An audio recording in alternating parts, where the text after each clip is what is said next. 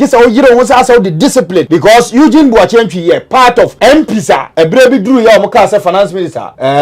Oforiata omompe no mko gina parliament press conference addressing media and say papa no onko and Eugene say sene woman akwanya de oye no onu ni ho da and it is true but it was right. Yes, and you see say party for be na anya adwena at the time because they believe say wow party mu did am say on principle no dey is right but party no penny power two principle it no your problem betumi ha Eugene Boakye Antwi say nkanye sa ho nka Eugene ohe eba ni mo nyama okura bi eba ebia experience okura bi in politics o bi na niam bebre nke dibo ano but because of ne sa niam no ho nti no say ebia oye panyini ewa amanyoko na wo fuli he will never allow you to fool o general secretary one more lose in the history one lose over 50 seats obaka on second one. How would you know say it was the general secretary in the party no lose here but unless you establish tio ono oba no wo MPP ni say wo semtreni ono ba wo say eye John Bodu na ma MPP lose from 169 to 137 and to ono oba no o lebu say John Bodu on peki course John Bodu eye in position one the oba peki course onye in position ana wo de nyame ncha de current general secretary Otiakonya so 2022 oba me ho obe two manim say obe so ko general secretary nam so ada me ono John Bodu yin na ko the same secondary school enti obe kan nam so na won twɛn na unuya panyin ka won ko one term o the party aba power won ko one term nanka won na mento mo se da bi enam se asɛ John Bodu olu 32 seats John Bodu olu 32 seats Masama kata Dr. Baumia the entire support o kwa mess up and one mess up a good partner ni say I not supporting yamma and say Brian no say nyeken kwa Brian any other person but who akọ mess up say just like JFK yes ye nya obi a party ni mu e di JFK almost afa no ko what I'm saying is say obi a mess up say o ka say Dr. Mahmoud Baumia so a mess up nkrofo a omu odu o betima replace no yes but my point is now look at nkrofo omo ba be contest JFK no look at them say experience wise no say also obi a mess up now okofo obi di na badia then die be na chese say nipa na oba no betima more than what the person obi o manage constituency a member of managing a constituency there o manage just one constituency obi a manage 276 with no resource JFK a failure na Eugene okon na anu ya ni mpire so just for the second time just a small constituency with few delegates e kwa akoto aba no ye wie ohwe poto. And what does the government tell Ghanaians instead? It tells us that Ghana is now the 6th leading gold producer in the entire world. It parades that ranking as a triumph. But it does not tell us the true cost of that ranking. It fails to inform us that illegal mining has now polluted over 60%. Me dia ya de foforo emfaso aba so dia mam dia fine. So issue na nkasa omo ye hunu ni ye say gold na okoton ye no e na omabo kase sen so omo call ni sika na esen ko omo ton de ba no price na world market no sa na net here yet they couldn't get that profit no omo de ba and also omo ko do market no prices na sign e na ma sa carbon aba sebi gold board for issue ya be say e no kre pass the inflows of Ghana say no $17 billion na program ya started say admitted cross ya boka $1.7 billion ya sabi ankenya ade de bonus but gold in so ko to gold ya ade cha ade san gold price so timite ana dollar rate e bia okona dollar e bia 11.9 e bia na about 11.3 aha say solid tv me din de shaibula cc on subscribe to solid tv channel ya like page na share link no na comment section ya odia enunti ne unlock your comment section no de o fi say e how bia no na akotwro no ho na ene ya transia osim be ma ija camera chi kwadwo amankwa so atanda na enkomo bebre e ofie enkomo e ofie ni say ene NPP general secretary no contest no aye den ama na Eugene Boakye Antwi the former MP for Subin eso ababonten e de ato JFK nim say ewiase no asema na ro kan kire obi say obi the seats from 169 aba 137 lose 32 seats on kono wo dey free 137 aba 87 aye 50 seats ento so jaoko na nipa foforo so emra ana afa gold board ho nsensem no se sia na wonim dia akwa akosi we to na we dia mane afeyo market to na se me jemfi so respond ma se me jemfi ekode afeyo market say we extortionist we blackmailer na also e bema on fan court ene o da sem na court ma na bi so ababontene enso ek kansem afenso no real control for so the case bia de aba na asem we say no mema no bebre ahwe yi a da cha nkwama no omedi wo fo esi omo da baba to dwa se oye abayoa ana oye bem titu mema na mo ware ye no se wota de emma ba ofi a ene abena ekina pokua efiro betima atu we say the kodwama nkwa for the ten yemu ahye no wasisia odifane emrante no mo ware ye no ye say sa amra we no omo ka se omo implement a tenant do say anomeka ofi mu and some way afrobe ka wana no pa wi anwumre ye de baba so me din ni shaibula sisi me twam ha ba sia me ba me koma kodwama nkwa for zia kwa ba yemfa aseda emfama KNL roofing factory na dwumakuo yi ni ti ewo Australia brochie ton ani aba bie ne nkrabata ewo Asante Mantem of France ko be na nya hwe ye bodan so a ensubrante pa entose den enya de benwunu emframa jampanturi emfa edan so empa fi se ye product na European standard na obenya se ye de eniema de free Australia abe pie mu Ghana ye de bodan so to wasi dream house wasi asore dan wasi nkamfo nhia mu dan na wasi factory na se ana ade bia wasi bia du moso no de aye KNL ye nieman aye papa aye no for 0536 73 72 71 0536 73 72 71 aye KNL your special package at the moment na afi no osin mame Eugene Boakye Antwi tape no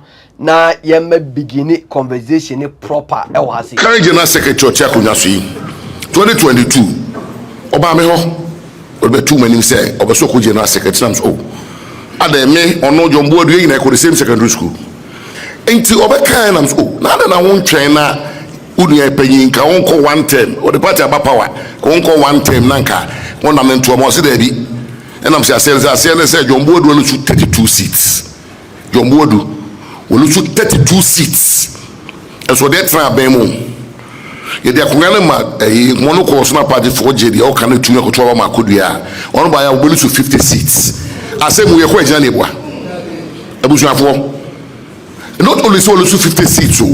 to say NDC for I want 2/3 of parliament absolute number mu here ebio asemu ye ko ejina ne boa e musio since 2000 party in coalition being less than 100 seats that and they hold you a see one person can party for bem the opposition will be able to 32 who say yana kwai who should be able to 50 now they be yana kwai to buy the ball techino abuy the ball techino na answer the ball ban no you dey crazy mu answer the ball ban you dey crazy mu asana edi abuba therefore any aspect that hwe wo hwe yen constitution ma nyodi yenim party ma yen national chairman but me de me hu ni say entro no constitution ba bia ba me hu ni say oye the hierarchical chairman or the hierarchical leader of the party but the fan adwuma ni yo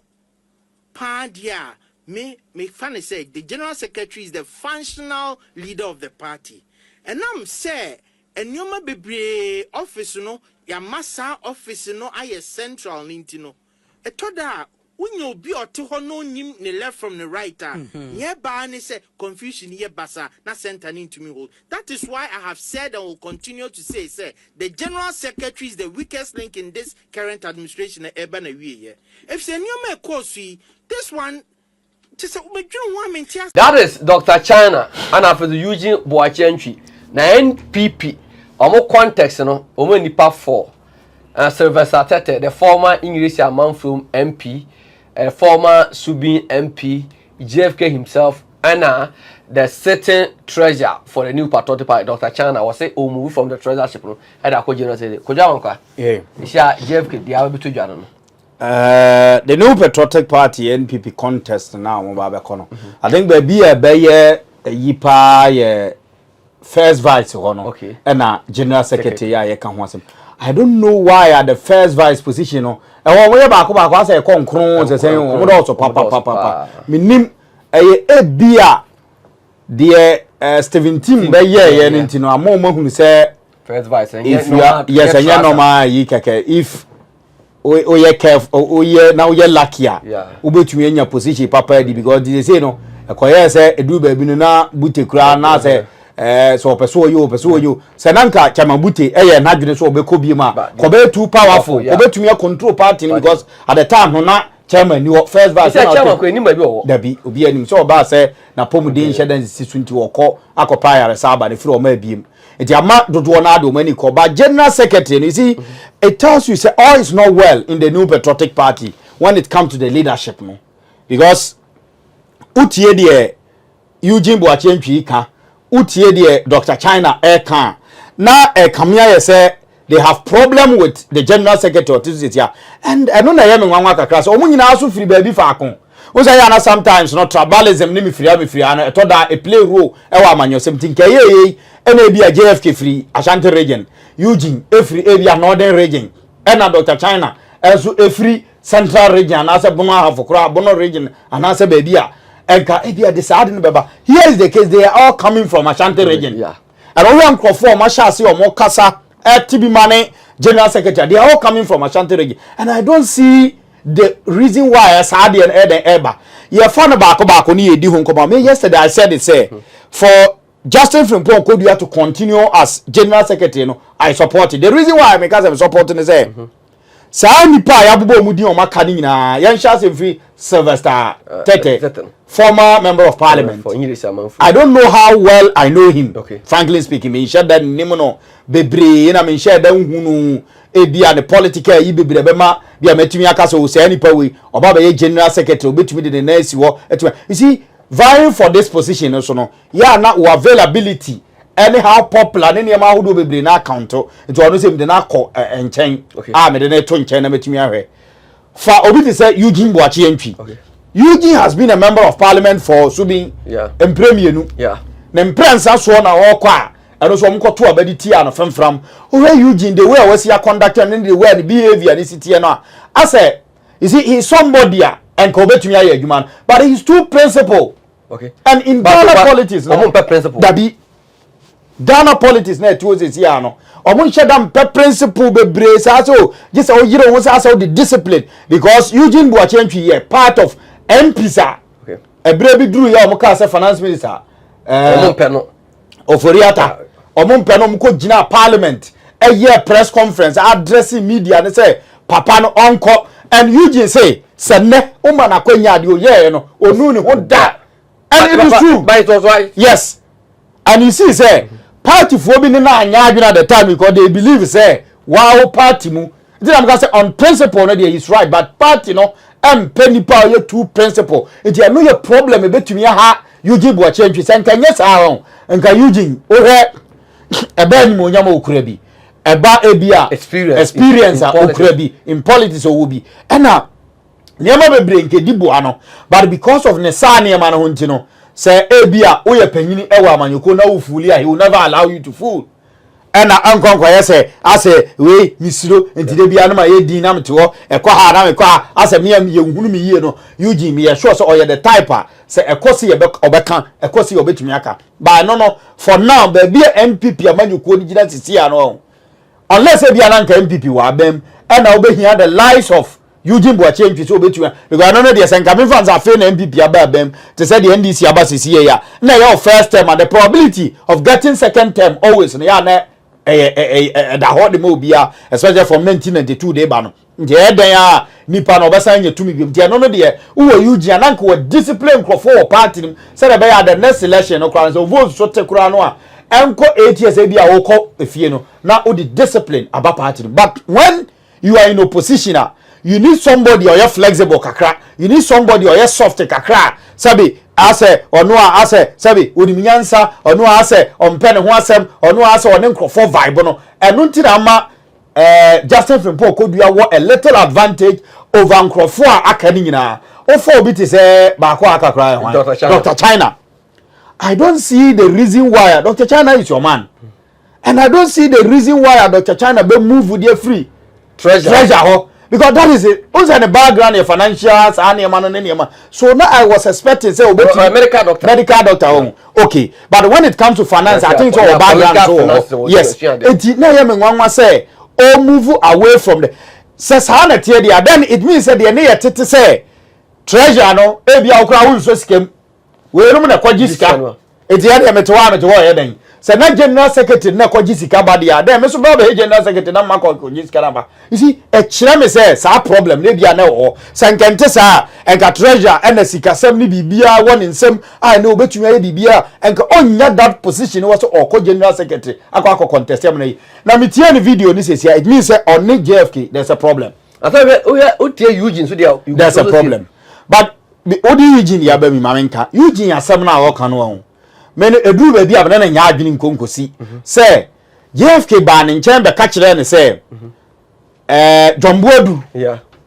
a time no olusu I think 32 seats yeah. Therefore sene JFK so ko lose be over 50 seats as a son no so to abetia no the factors are not the same. The reason why I say why they can say why why nene say at the time when NPP wabem during the time when general secretary JFK no na NPP wabem it was the time when Nana Danko Akufo-Addo ababe president and na o introduce a flagship position no programs no at that time no na party no hunyan na party no ho akono but during JFK time no hwe flag bearer wode na ba na no ho akono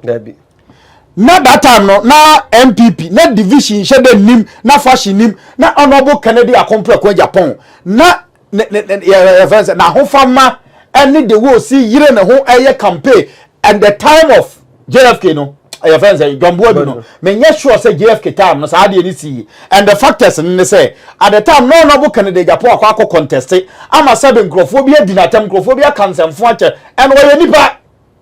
na afi say me kumi ho de ma amanyukuo na eduru say me ko contest na nkrofo bi di matema masa kumi ho bi onku no nti Kennedy Japan factor enso ka ho bi and NPP amanyukuo seats no dodo o manya no because the factor because at that time no na energy no any ebia operations ne niam na so otimi ye e de bo NPP amanyukuo no me from where I said me say ankon said those days no na city because at that time na nkrofo aye honorable niam eye ne ya okay it is how they no ba beto to JFK de ne Jomboadu de you see say there's a problem and also so no at the time na Dr. Mahmoud Bawumia aba be flag bearer brana na Dr. Mahmoud Bawumia nyama be flag bearer na gidia na nkrofo wonu mu no na wo soro say or economist or you will sikasem but onu abeye vice president wie ni nkofo hu say asade na nya no kore it at the time no say odo onu amu ba be yes o my flag bearer no 2 franc definitely the party will lose it am just say so JFK no how impactful has the leadership room been to the party the ama ana contribute to a party no mu the nkofo person mu hu no unless say bia party no ababem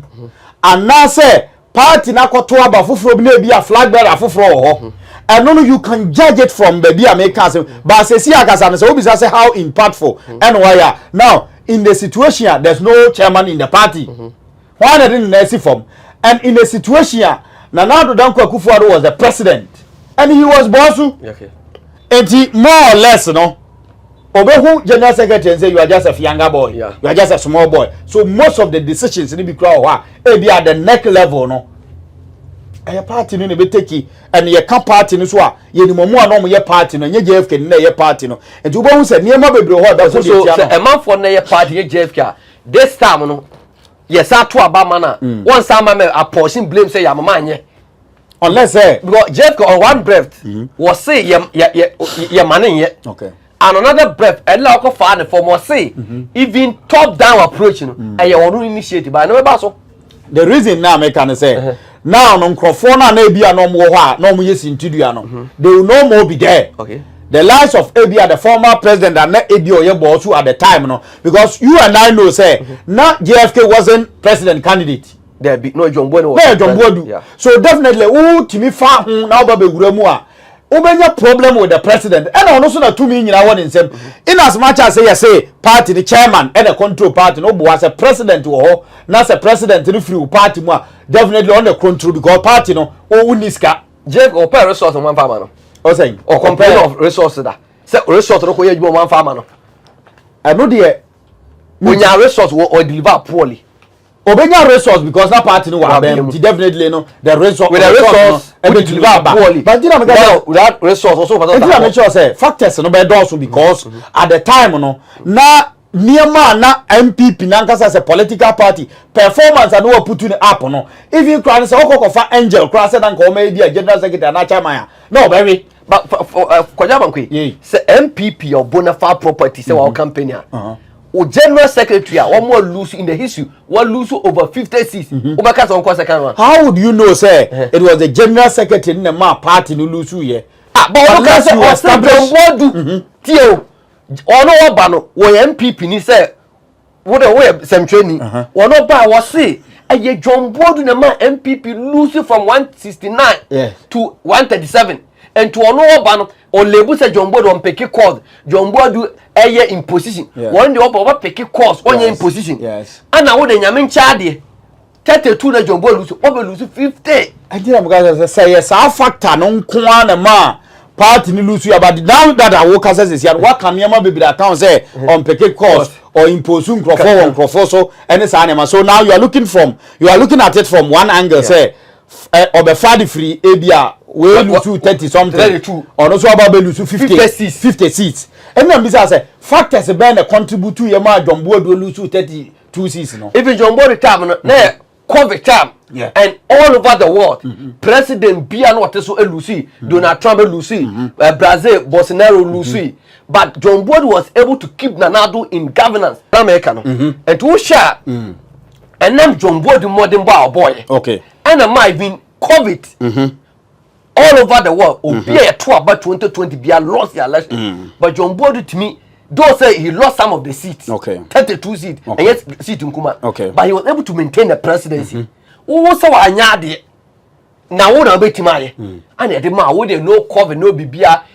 campaign no COVID time no man for ntimi nya campaign but wo dey wo timi maintain campaign platform wo kugu partner ni ma say je ko so ba be dey no you see that's why America say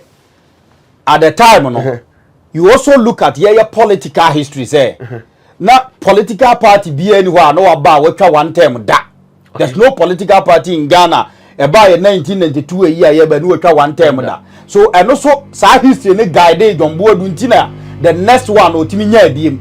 because at the time no sa time no na wakọ the first term awie eti na party no first term no abanti the second term no probability say party no be sa to so biem no na e high and onya but at this time no na MPP as a so otimi lose because history corona dey year adwuma no kire say party bi akọ 8 years e wo ye current dispensation mo enso okofie na so okofie say tantantan say oba okofie say na so okọ no enti na me ga say now you admit say na so okofie but factors a contribute to your man na the kofie no now let's stick to the factors na mi say won say any factors ebi ne kandinia okoko yiye na si akandi asa no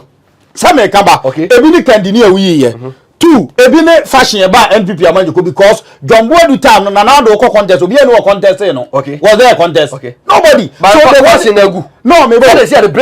the best for we'll be looking at that one again but no me kire say the amount John Bodu nya ne hudi ye ne say that time na fashion ni NPP amanjiko na do call on oppose obi eno contest no and at the time no na honorable Kennedy Japan factor na me kan no you so strong our party but in the days of John Bodu say JFK no na fashions a sha see wom because at the time no honorable Kennedy Japan so akwa contest na ne supporters no do na no mu ache amoma kodi honorable achi to honorable call ye na we nya e ba mu buo bai you know most people o man to aba de bia no mka so MPP ni pa to aba only so honorable ne supporters kan because Donny Gidia no mu word ma honorable a party ni disappointing ne sa no na amado do na so eden abamebu na o mantima ama meto these are factors that contribute to ya e ma NPP amanyuko na eden e ko ofia na so lusu basa it will funny me enu di bomu a ontimi nkoka se we lusu 32 we so be lusu 50 ntino o ka kire we say e lose ne ma but we lose no but send am say in politics no there are several factors that contribute to your lose senkente sadia send enka the current president otia konwa so no and go lose nkofie nsamba because Quebec so the performance no o lose close to 1 million gap but he was able to come back he was able so now you miss say MPs no as far experience he because JFK apart from general secretary on call election when election be other but he was wouldn't say na Gideon deputy Gideon call over take over and they call national youth employment and straight away. Inexperience. If we are to talk about that, and now no, he has gained experience. Because among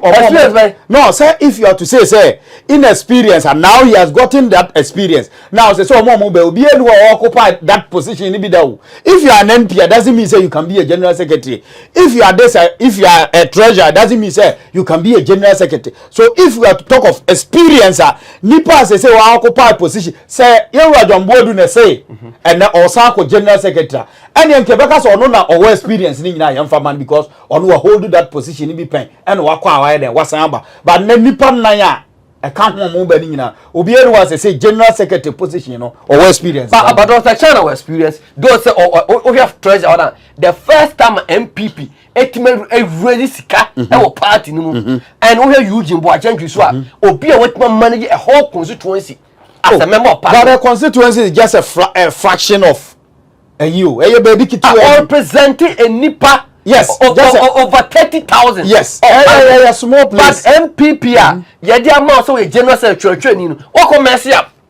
Jeff can mess up. And if Jeff can own a top down approach, so I to be to say on the say, well, mess up. You should get people. Over as a uncle for or mobile on board. That makes him credible. No, you see, the issue is what makes him credible. Master Dr. Baumia. The entire support the Okako mess up.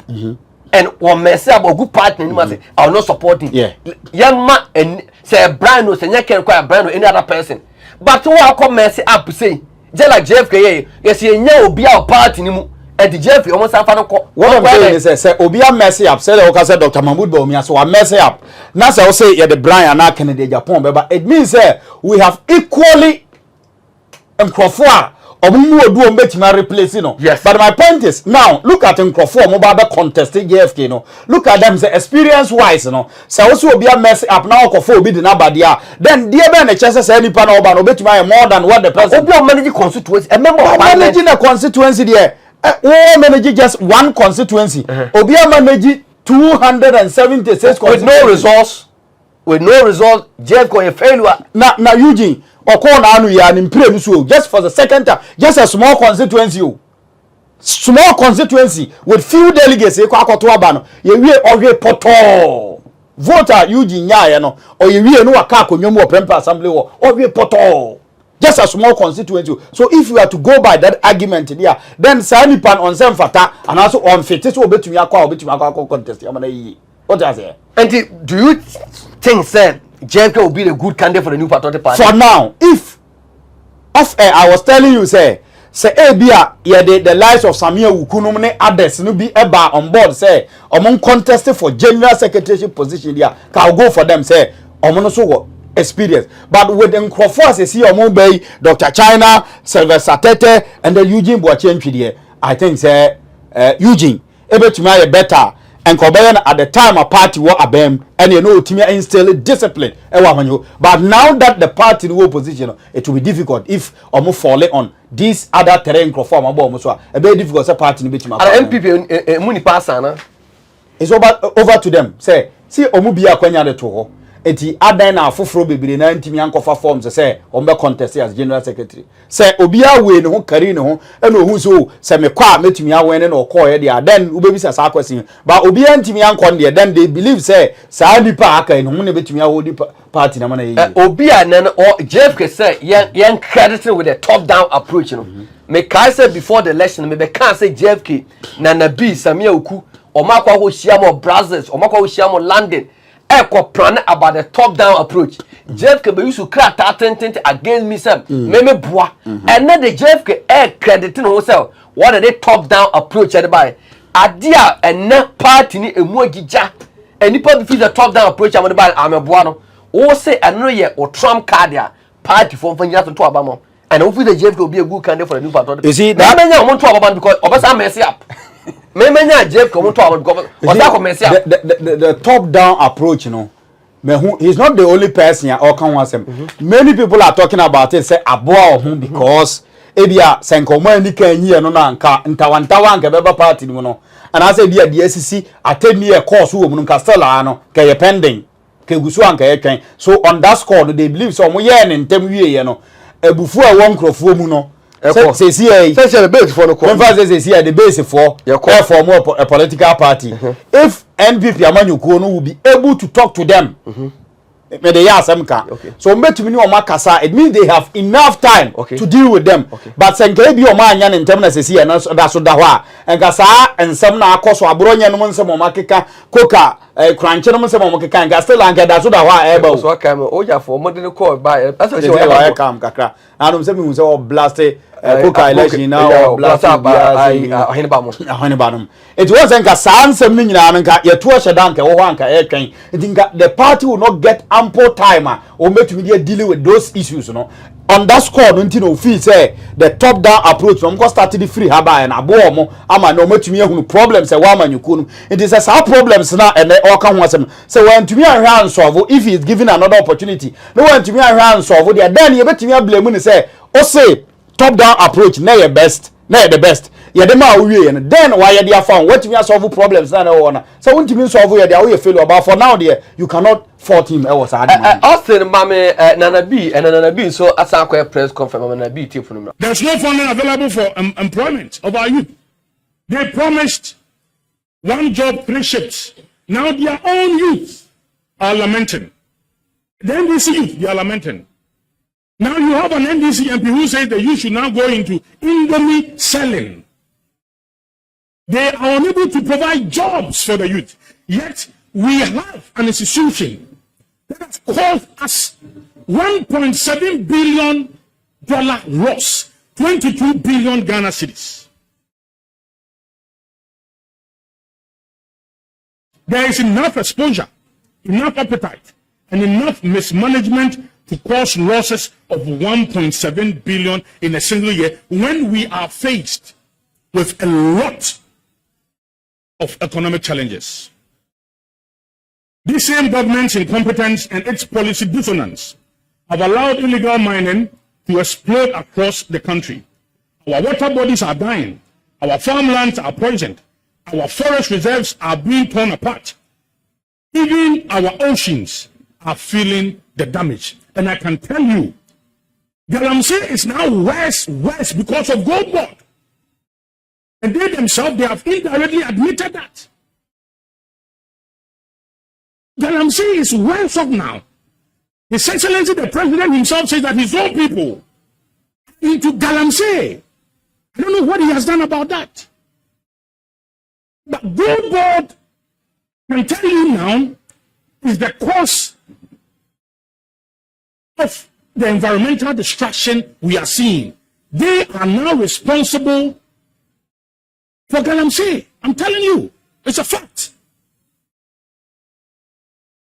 Here in plain heat, as we speak, Gold Board cannot tell the difference between gold bought from legal, licensed source, or gold dug up by illegal miners, tearing apart our forests and our rivers. Sami Jenkin himself admitted on live television that some of Gold Board's own licensed buyers may be doing exactly the wrong thing. Serious voices from the Chamber of Mines to the NPP members in Parliament have asked the same questions again and again. If Gold Board is not buying Galamsey gold, then who is it? To this day, there is no honest answer, only excuses about systems that are still being built, promises for the future, and denials for the present. And what does the government tell Ghanaians instead? It tells us that Ghana is now the 6th leading gold producer in the entire world. It parades that ranking as a triumph. But it does not tell us the true cost of that ranking. It fails to inform us that illegal mining has now polluted over 60% of our water bodies. It fails to mention that some rivers are so choked with silt.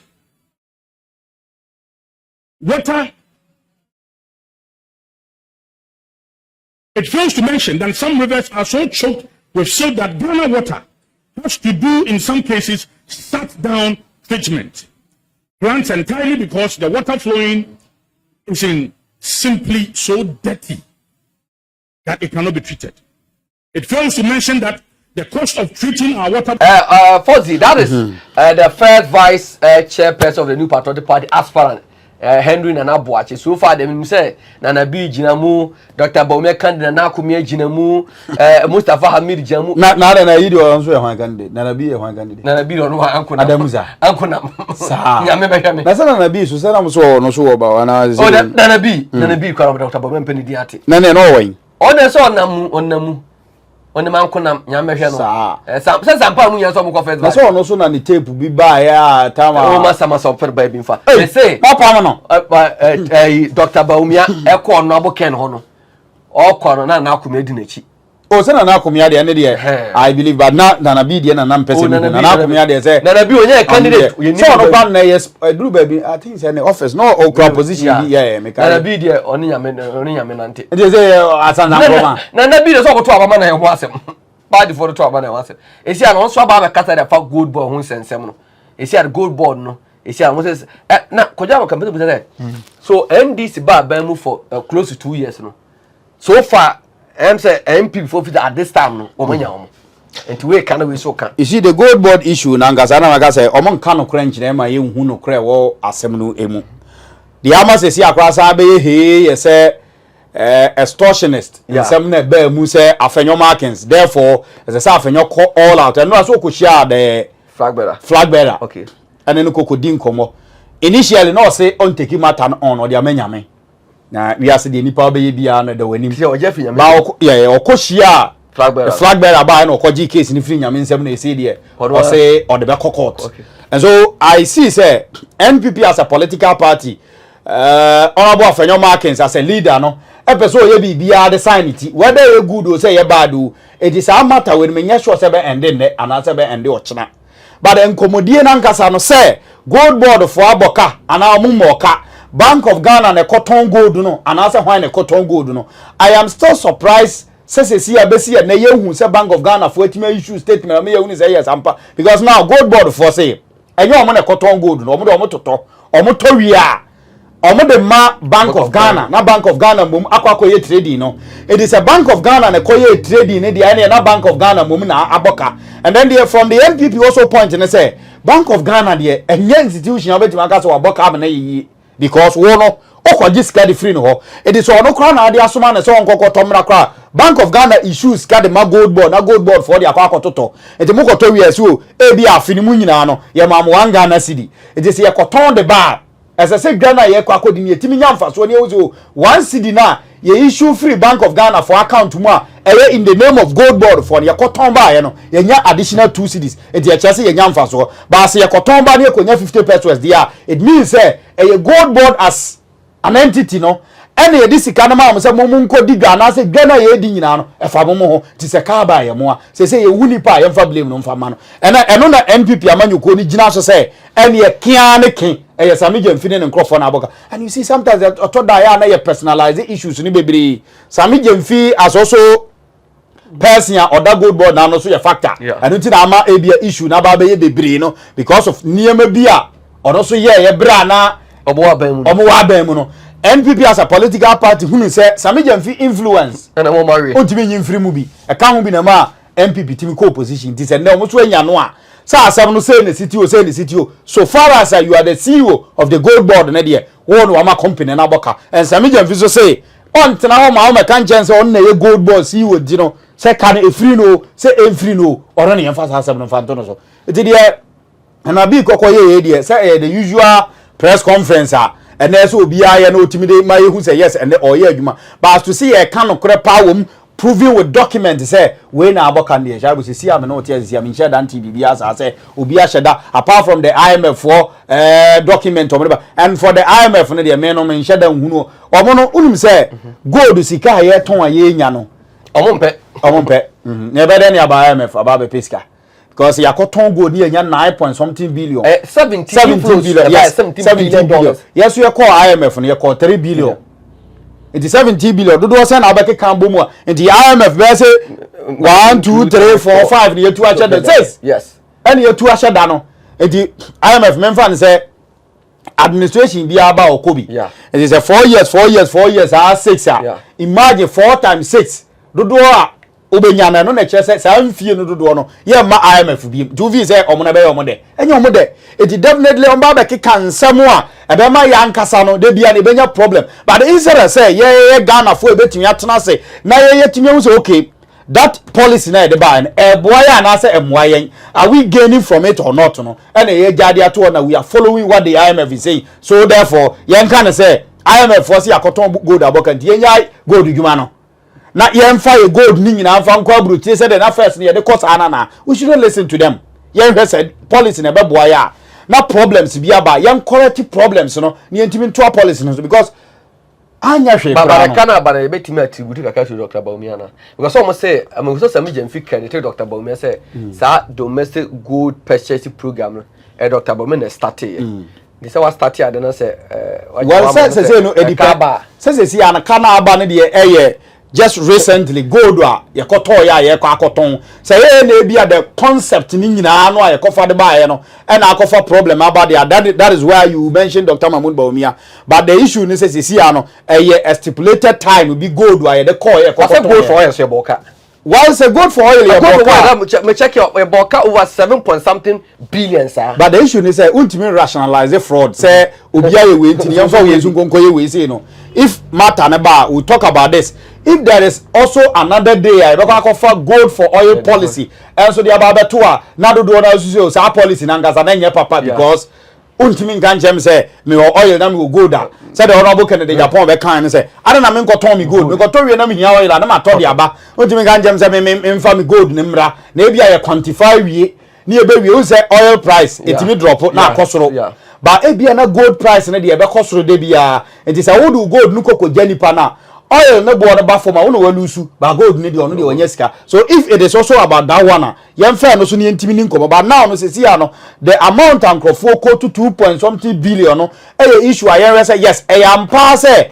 sika ya lusu anase bia say ye coin no gold ana say kokoton no ye coin no ni ye nya sika so betimi project say o meti wo se sia enu na sia na manya sika say di atom account mu say we nya no nche say we disika no only because of say factors be a contribute to ya no ntino ama wantimi anya say sika no e bia o me ka say me dan time so me di bi kokotua aka eno no nche say sika me yes nkam de betom account no medi me di aya de foforo emfa so aba so di amam dia fine so issue na nka so mo ye hunu ni ye say gold no okoton ye no ena o ma bo ka se sen so o mo call ni sika na esen ko mo ton de ba no price and world market no sa na net yet they couldn't get that profit no mo de beba and also mo ko do market no prices na sign ena ma sa carbon aba me ba ko jaman ka dwene ho afa your marking e bi say overreact one way ya obekọ as the down west person obey the minority because and same way who chairman sabunsumu at the minority that who abanbabe mo at the minority but as after your marking he's overbiting too much but me person me can't say me Ghana for let us be honest for saying in Ghana for say be gold board for issue ya be say no kre pass the inflows so aba Ghana say no $17 billion na program ya started say admitted cross ya boka $1.7 billion ya sabi ankanya ade ade bonus but gold in so ko to gold ya ade cha ade san gold price so timite ana dollar rate e bia okona dollar e bia 11.9 e bia na about 11.3 na ye mu se ho se gold no gold board ni inflows abo mani mu $17 billion ya yentena na do danko kufu ade Dr. Boakye eso Ghana desade ko IMF ekoje $3 billion de baye mo say me mfa adwumanfo na in any case say nipa no the inflows about over $17 billion aboka $1.7 billion ya I national cathedral $97 million money ko ese na mo de baye but NPP for madi so ase ade bin sida a new program I started and they say cabo say a cabo almost say a Bank of Ghana for books mu hey say Sami Jemfi now that we hard on you guys so but the approach as Sami Jemfi at the first MP before then in opposition no say na MP got no opposition with current numbers you say you may not send the NDC to opposition ko ja wankwa yeah after your marking minority leader na juma no say ensem ye bayi wo hwe say sikasem yes sikasem economic and one development committee of parliament ko jo pon kuma na ranking member yes are they nothing but after marking so maybe the magnitude but you see say on say ko jo pon kuma di kan be kan ho asem na say oja ba no baby o de fire no oja de to ho ena say omde ni nyina akokoma leader say leader mum ena enkono nkonkoye ehun adwumanti no ho no o for to ma e bia he did it because he's a leader. Okay. But in doing so, no, so I say be cross checking. Who say asem no dey corner factual because when you all the information in here about the bab on tina wants credibility no abaya stake. But you see the issue now is see abas is here and you say be asem no dey buy no as to say you no cry 9 year no crazy say na taking center stage because of quite do as say you dey akoball no ankasa no. So it means so wasam no cry credible because of say who nipa no credibility no ya stake in no aman na wasam no sisi anankasa nipa do do na nhye dan konkofa so won say from the side of the NDC no bia on tia asam no cry no a ye kan say bia gold board aboka na o moka na NPP side no so no whether so obusu ntie say afenyo markings no or extortionist na say onye enti I don't know say no change conversation is see as ama afenyo markings na sem no obeka na ngasa ne credibility na ya stake enu nti na make sure say see no die America dia court no but you see court no mo call no yes so bro hide behind the right to information bill no the RTR no yes and this answer na Sami Jemfi ne one kan e tro no yi mu reft no was one Eric Eugene omo betna Peace FM ne joy omo timi kan ya omo chechim so if say omo so omo ni evidence I'm sure say enka bi omo ntumi nya sa akokoduo no enko national television ne national radio station so enko kan de omo kan no so eye me de me no say gafanyo markets ka say on tamo ka say on to asem no so no na ya me ya because basa ye unhu niam e wo moma ye hide behind o de am de bibia ma nyame ba bi nya ne ye so ko court yo da bi say ye yemo say nya yemo duru wa be pa wo yem say ye yemo say nya because say team hunu no kure wom ye de so board ya bo politicians o ma akromfo politicians o mu ye because for a whole minority leader so bi be accuse you say extortionist no me hu pia the way extortionist say na me hu the way me sing o bi ade na me gigi sika yes as a na ma pokura pan bi so e de gigi o extorted bia dia yes so ye extortionist say was suma or hide behind the right to information law na e bia oba ministry we me per this information wo munya de brand no pe no ka da kujama nkwa me this information about you one per akra me a me de wo confirm wo say me ma that ya kaso be extortionist as akala bule kwa yes so as say blackmail you be it is say a whole minority leader obi timi de sa asem we de to so you see he's representing the minority group so meaning father manyoku nyina corruption cross yes at the form nyina eti bra no so wa ye din no na me medwene ho am it means uji ade ne tum ba say ya no so akokot no let us see ni ehunu say yes ampa me pesa asem we see etimi kwa de kokosi ase ni ehunu nipa all kan no if it is true say honorable Alexander Afenyo Markins say sa ade no no ya me sure say MPP will never keep him ba Afenyo Markins see akokot so that ba accuse say judgment di bia ba no kwa suspect say lawyer for no omo negotiate see a court awokoi dey na akwa no dey ya na kasa hunu keke na ya omo keka dey bia wo aban ma dey we say hunu judges is different and because bia obe keep on akasetia judiciary bia still onya asem o san de court man yi me nya hokra ne yam dey hear me sisi ya ne say Sami Jemfi evidence o wono on famra okay Afenyo Markins evidence o wono on famra we ye mata nka ese nka court kra de eyi your friends TV so na nka Ghana fo nyina atimi hunu ne atimi se koyam papa se na ekoso a na ne you say hey aja sai ne de ekoso ni na se koye se enye no kre ne you say hey Sami Jemfi se tro no unya edi na nka ye hunu kre wa asem no mu na ye se be gya ne sa na ebi obon sa court asem ne akoye so ye nko gina ba bi ne nko siesie we de e political talk ye kan di gun microphone fi I don't want to hear say ye nsema ya na ye kan di gun microphone fi we de ya pachaw enti ya kwa abontina kwa pachaw enti ne ye gya asem no sa ba sa politicians who fi ni nya de betima wo da abusha for ote kwadwo amankwa Fozi enka midin e de shaibula sisi osim be manage aka menachi nyame boa ochena ye bese